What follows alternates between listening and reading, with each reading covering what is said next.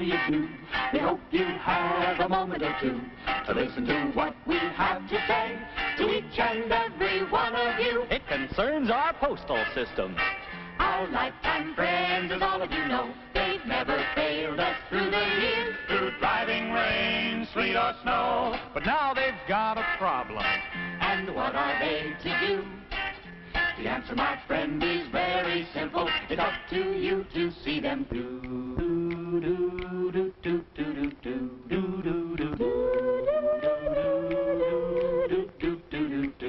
Well, back in the days of the 13 colonies, cry was freedom and how to defend it. Mailing a letter wasn't much trouble. There weren't too many places to send it. But now it's a different story. They've got more mail than ever before. It's stuffed in bags, stacked on shelves. There's hardly room for anything more. There's been a mail explosion. They've got a terrible load. You've got to help them right away before the U.S. Post Office explodes.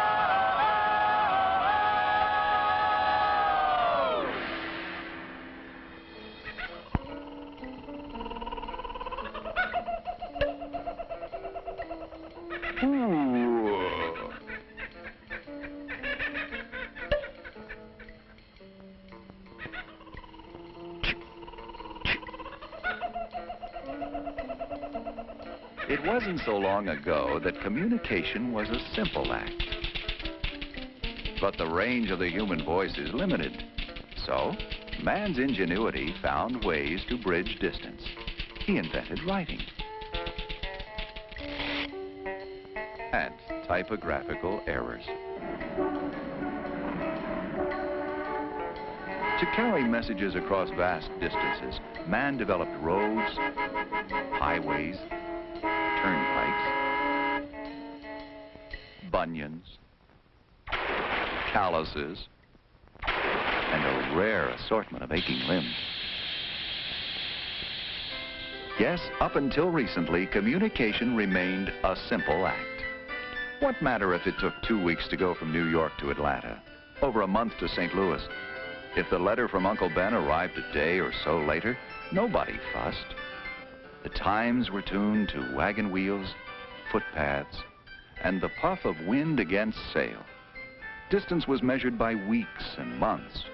Everything was a far time off. Then, slowly, the country got up steam. Commerce shook off its sea anchor and headed westward all the width of the continent. There was a new idea: speed. Everything was coming up to date in the Kansas cities and the Portlands. Communications became the most vital aspect of our economy. The post office became the prime artery of commerce. For a time, the department was perfectly able to keep up. If the mail piled high, put on another piece of equipment. And if that didn't do the trick, add a few more clerks or a flock of carriers. But by World War I, the post office carried more advertising in a week than all the newspapers and magazines could carry in a year. It was the country's bill collector, check deliverer, errand runner. The volume of mail delivered leaped to 20 billion. By 1948, it had doubled, 40 billion. This year, doubled again, nearly 80 billion pieces of mail. Literally, the post office stands to be swamped, overwhelmed, drowned in a sea of mail. Where do we go from here? Patchwork, piecemeal solutions based upon obsolete transportation routes will not work. The answer has to be as new as the challenge is new. And the post office has the only logical answer: zip code. Mail distribution via the straight line, always the shortest distance between two distant points. Zip code. 5 trailblazing numbers like this one launch every piece of mail with space-age speed and precision.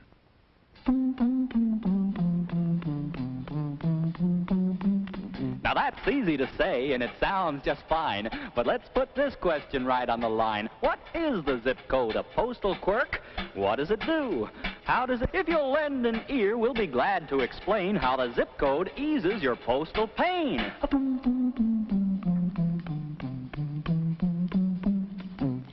first digit tells in which part of the nation your letter will find its destination. Since the country's divided into 10 big sections, each with a number to establish direct, your letter has even departed. We've already got it started.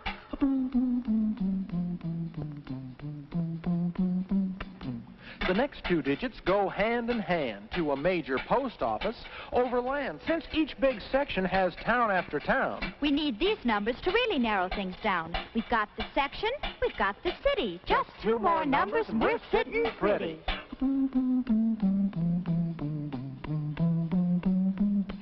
These last 2 digits are really specific. They're your local post office number. Terrific!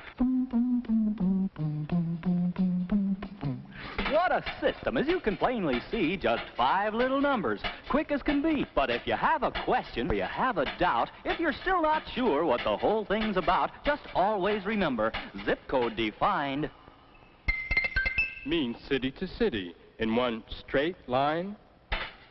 But don't take it from us. Don't take it from me. try it yourself. You'll see. It's a better deal than you get from any other post office department. Yes, zip code is a better deal. Moving the mail in one straight line, straight as an arrow. And on Valentine's Day, it could be Cupid's arrow. The time before zip code. A boy, a girl, a Valentine.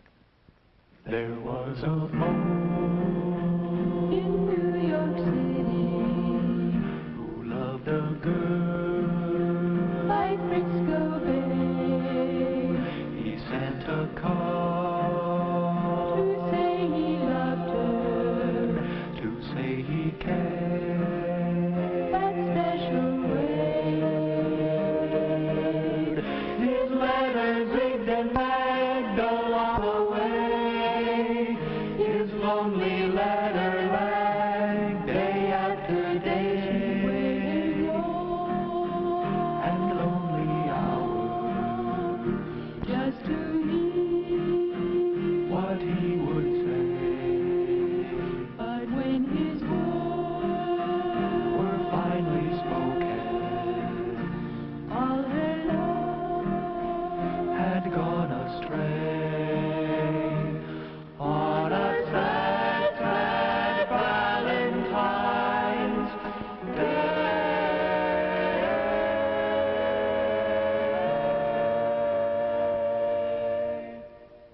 And now, another Valentine, carefully zip-coded, here and here. A different girl, still far away by Frisco Bay, but the same boy, a little older and a little wiser. His letter flew across the country in just one day. It reached her hand in just one day. She knew the answer, the happiest girl in all the land.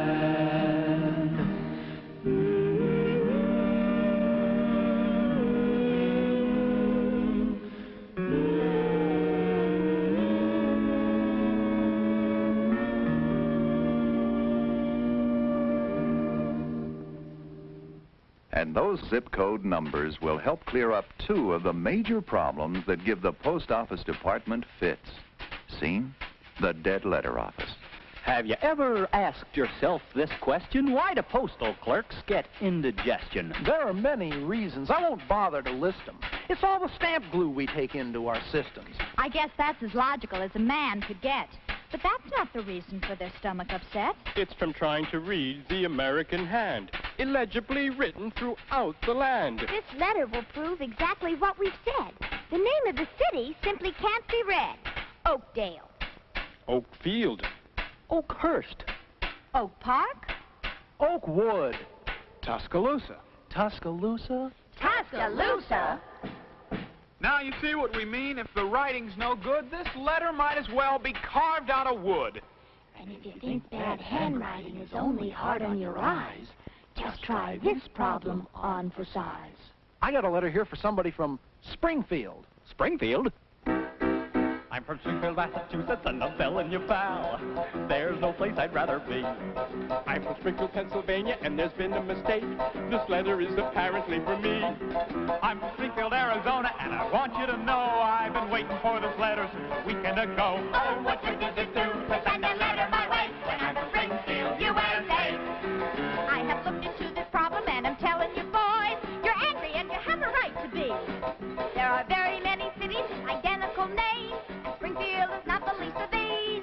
There are 24 Springfields causing postal delays, and they're all abbreviated with a two-letter phrase. Oh, what good does it do to send a letter my way when I'm from Springfield, USA? There's a Springfield R and a Springfield O. A Springfield flaw and a Springfield mow. A Springfield ill and a Springfield id. A Springfield Kai and a Springfield Sid. There's a Springfield nib and a Springfield dog. There's a Springfield nidge and a Springfield pie. There's a Springfield or and 11 more if you really feel like keeping score. Oh, what good does it do to send a letter my way when I'm from Springfield, Massachusetts, Pennsylvania, Arizona. Springfield, USA? Zip code is bringing the mail explosion under control. It is as up-to-date as the computer, as timely as the fantastic zip code scanner, electronically reading zip codes and sorting the mail. It is a success. But to make zip code work, you must use it. Remember, you can put zip in your postal system. The Postmaster General of the United States, the Honorable Lawrence F. O'Brien. One way we can measure the success of our zip code program is by the number of foreign countries who send us their postal specialists to study our system and to determine how much of it is adaptable for their own purposes. They come because of a simple fact. Zip code works. It works for the post office. It works for all who use the mails. Small business, bulk mailers, or private citizens. To get any zip code numbers you may need, including your own, just call your local post office. You heard what we said. Keep it all in your head. There's no better way. Use zip code every day. You know you gotta have a zip code on the envelope. A zip code so you won't attract a hope. A zip code morning, noon, and night, and everything will be all right. Well, you get faster service and a lower cost. Fewer mistakes, no time ever lost. A lot less handling along the way. No damage for you to pay. You know you gotta have a zip code. Yeah, you're up beyond the clock. A zip code, yeah, oh, you won't attract a hope. A zip code, yeah, you're morning, noon, and night, and everything will be all right. Well, meet a fella called Mr. Zip. What he can do for you will really make you flip. So if you have any further postal demands, we're gonna leave you in his hands. You know you gotta have a zip code. Yeah, you got to have a zip code. Yeah, you gotta have a zip code. And everything will be all right. And now, my friend, We'll say so long. We Hogan, Our zip code song. We've told you everything we know. It's up to you to make zip code go. you know you gotta have a zip code. Yeah, you gotta have a zip code.